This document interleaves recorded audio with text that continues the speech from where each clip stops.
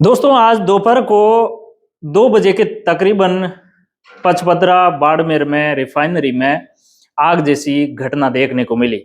वहां काफी पत्रकारों ने इस खबर को कवर किया, लेकिन यह सिर्फ खबर मात्र है या फिर सिर्फ आगजनी की घटना मात्र है या फिर कोई कॉन्स्पिरेसी हो सकती है इसके पीछे।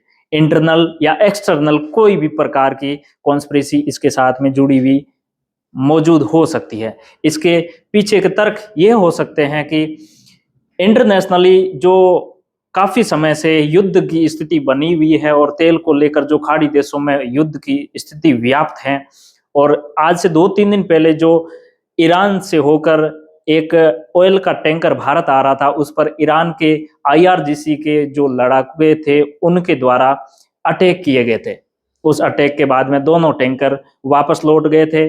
उसके बाद में भारत के विदेश मंत्रालय के द्वारा एम्बेसडर ऑफ ईरान को समन किया गया था।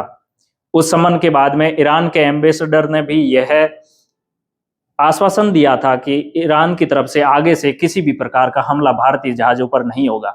भारत का फ्लैग जिस पर लगा हो और उस पर हमला किया गया, और दूसरी तरफ 2 या 3 दिन के बाद में बाड़मेर के पचपदरा में रिफाइनरी पर एक आगजनी जैसी घटना देखने को मिलती है। यह सिर्फ घटना है या फिर कोई कॉन्स्पिरेसी ट्रेजेडी हो सकती है। कॉन्स्पिरेसी इस लेवल पर कही जा सकती है कि एक्सटर्नल पावर्स जो इंडिया में इन्वॉल्व हैं या फिर स्पाई एजेंसियां काम कर रही है, उनका भी काम हो सकता है।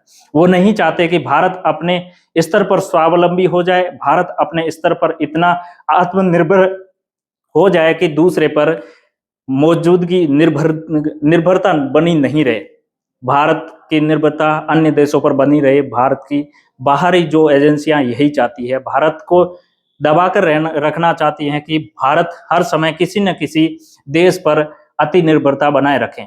इसके पीछे क्या साजिश हो सकती है? मोसाद या फिर CIA या फिर जो रशियन एजेंसी है उनकी या फिर चाइनीज एजेंसी है उनकी, क्या इन एजेंसियों का मकसद रहा होगा या फिर किसी और कारण से आगजनी की घटना देखने को मिली है? ये आगजनी की घटना उस समय हुई जिस समय प्रधानमंत्री मोदी का आगमन निश्चित था।